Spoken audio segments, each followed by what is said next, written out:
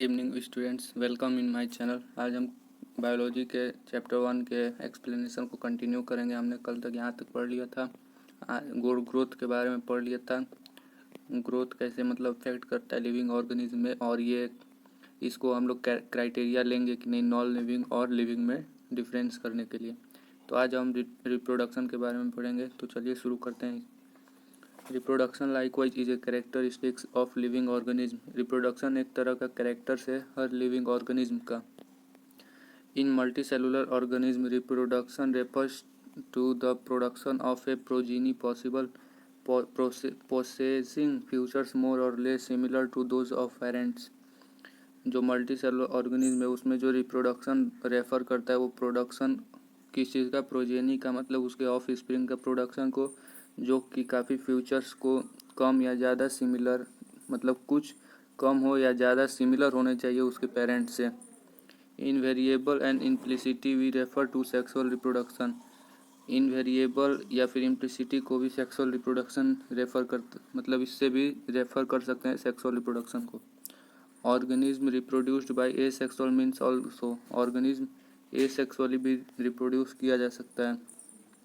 Fungi multiply and spread easily due to millions of asexual spores they produce. जो fungi होता है वो spread होता है, उस मल्टीप्लाई और स्प्रेड होता है इजीली, क्योंकि उसमें जो millions of asexual spores form करते हैं, मतलब बहुत ज़्यादा उसमें एसेक्सुअल स्पोर प्रोड्यूस होता है।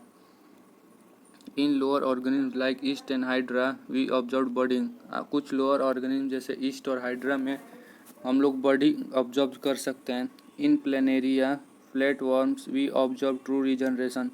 प्लेनेरिया में, जिसको फ्लैट वर्म भी कहते हैं, उसमें आप ट्रू रीजनरेशन एब्जॉर्ब कर सकते हैं, मतलब उसमें ट्रू रिजर्वेशन पाया जाता है, जिसको कि fragment organism regenerate the lost part of its body and become a new organism. Regeneration का मतलब क्या होता है कि ऐसा ऑर्गेनिज्म जो कि रीजनरेट कर ले अपने लॉस्ट बॉडी पार्ट को और फिर एक नया ऑर्गेनिज्म बना ले उससे। ये रीजनरेशन और बर्डिंग ये सब आप क्लास 10th में पढ़े होंगे, वहीं यहाँ पे लिखा हुआ है। The fungi, the filamentous algae, the protonema of mosses all easily multiply by fragmentation. जो फंजाई होता है वो फिलामेंटस एल्गी जो होता है और प्रोटोनिमा ऑफ मॉस, ये काफ़ी इजीली फ्रेगमेंटेशन से मल्टीप्लाई कर सकते हैं।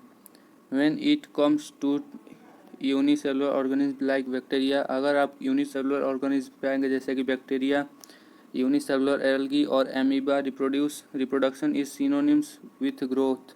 जो रिप्रोडक्शन है वो सिनोनिम्स है ग्रोथ का, मतलब यूनिसेलुलर ऑर्गेनिज्म में रिप्रोडक्शन ही ग्रोथ है और ग्रोथ ही रिप्रोडक्शन है। Increase in number of cells, we have already defined growth as equivalent to increase in cell number और मास।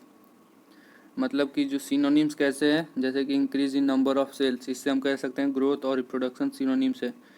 यू हैव ऑलरेडी डिफाइंड, आपने ऊपर में, मतलब ऊपर में ग्रोथ में डिफाइन किया था कि जो ग्रोथ है वो इक्विवेलेंट है increase in number of cell या फिर मास। नंबर ऑफ सेल और मास के इंक्रीज में ही ग्रोथ का इंक्रीज होता है। तो यहाँ पे देख सकते हैं increase in number of cell ही हो रहा है रिप्रोडक्शन के टाइम यूनिसेलुलर ऑर्गेनिज्म में, इसलिए ये ग्रोथ का भी एक आप वो कह सकते हैं फैक्टर कह सकते हैं।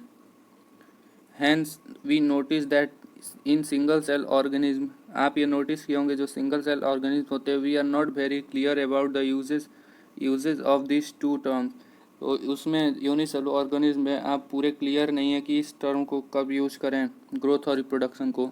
Further there are many organism which do not reproduce, mules, sterile workers, bee, infertile human couples. और भी बहुत सारे मतलब ऑर्गेनिज्म है जो कि रिप्रोड्यूस नहीं कर सकते हैं, जैसे कि म्यूल्स, स्टेराइल वर्कर्स भी, जो बी में मधुमक्खियों में जो वर्कर्स होते हैं वो भी रिप्रोड्यूस नहीं कर सकते, और इनफर्टाइल ह्यूमन कपल्स, और जो इनफर्टाइल ह्यूमन कपल्स होते हैं वो भी रिप्रोडक्शन शो नहीं कर सकते। Hence reproduction also can not be all inclusive defining feature of living characters. तो आप ये कह सकते हैं रिप्रोडक्शन भी है, ये भी पूरा इंक्लूसिव, मतलब ये एक तरह का इंक्लूसिव डिफाइनिंग कैरेक्टर नहीं है लिविंग ऑर्गेनिज्म का। Of course no living object is capable both of reproducing और रिप्लिकेटिंग इटसेल्फ, लेकिन ये ज़रूर है कि जो नॉन लिविंग ऑब्जेक्ट होता है वो कैपेबल नहीं होता है रिप्रोडक्शन के या फिर रिप्लिकेटिंग, मतलब एक बार मतलब ब्रेक डाउन होने के खुद से।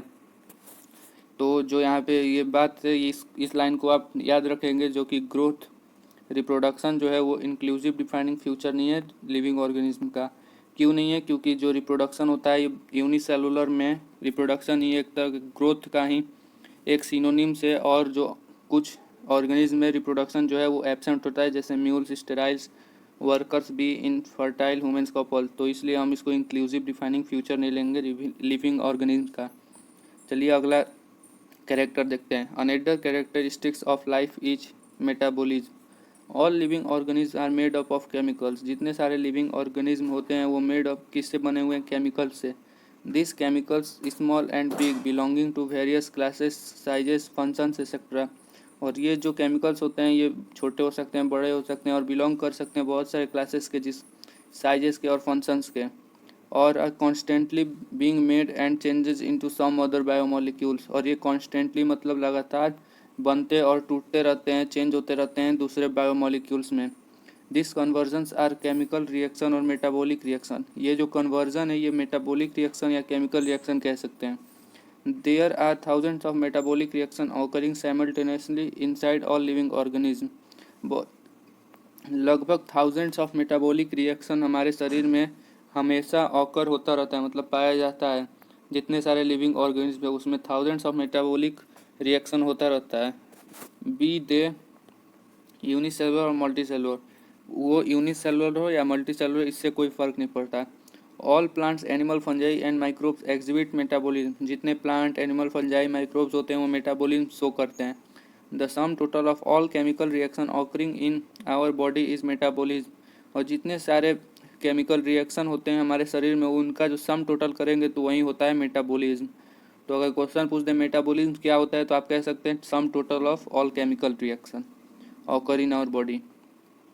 No non living object exhibit metabolism. Metabolism जो होता है वो नॉन लिविंग ऑब्जेक्ट शो नहीं कर सकता। Metabolic reaction can be demonstrate outside the body in cell free system. जो मेटाबॉलिक रिएक्शन है ये हम शो कर सकते हैं outside the body cell free system में, मतलब अगर कोई एक्सपेरिमेंट के थ्रू हम मेटाबॉलिक रिएक्शन को शो कर सकते हैं। An isolated metabolic reaction outside of organism perform in test tube in neither living और नॉन लिविंग। और जो आइसोलेटेड मेटाबॉलिक रिएक्शन होता है और जो कि हम लोग आउटसाइड द बॉडी परफॉर्म करते हैं ऑर्गेनिज्म के आउटसाइड बॉडी, ये जो होता है वो टेस्ट ट्यूब में परफॉर्म करते हैं, जो कि लिविंग भी नहीं है और नॉन लिविंग भी नहीं है। हेंस इस तरह से while metabolism is defining feature of all living organism without exception. तो आप कह सकते हैं जो मेटाबॉलिज्म है ये एक डिफाइनिंग फीचर है सारे लिविंग ऑर्गेनिज्म का बिना कोई एक्सेप्शंस के। Isolated metabolic reaction in vitro are not living thing but surely living reaction. बिना कोई एक्सेप्शन के जो मेटाबॉलिज्म है ये डिफाइनिंग फीचर है लिविंग ऑर्गेनिज्म का। और जो आइसोलेटेड मेटाबॉलिक रिएक्शन है इन विट्रो, जो आइसोलेटेड मेटाबॉलिक रिएक्शन है टेस्ट ट्यूब में, इन विट्रो का मतलब यहाँ पे टेस्ट ट्यूब है, in vitro and are not living things. वो लिविंग थिंग तो नहीं है लेकिन आप श्योरली ये कह सकते हैं कि वो लिविंग रिएक्शंस है। हेंस इस तरह से cellular organisation of a body is defining feature of life forms. तो आप कह सकते हैं तो सेलुलर ऑर्गेनाइजेशन है बॉडी का वो डिफाइनिंग फ्यूचर है लाइफ फॉर्म का। मतलब मेटाबॉलिज्म को आप कह सकते हैं कि ये डिफाइनिंग फ्यूचर है जितने सारे लिविंग ऑर्गेनिज्म हैं। ठीक है, तो कल से हम यहाँ शुरू करेंगे क्या कॉन्शियसनेस डिफाइनिंग फ्यूचर हो सकता है लिविंग ऑर्गेनिज्म का या नहीं। तो यहाँ से कल हम शुरू करेंगे। आज के लिए इतना ही रहने देते हैं। अगर आपको हमारा वीडियो पसंद आ रहा है तो आप हमारे चैनल को सब्सक्राइब करिए, लाइक करिए, दोस्तों को भी शेयर करिए। धन्यवाद।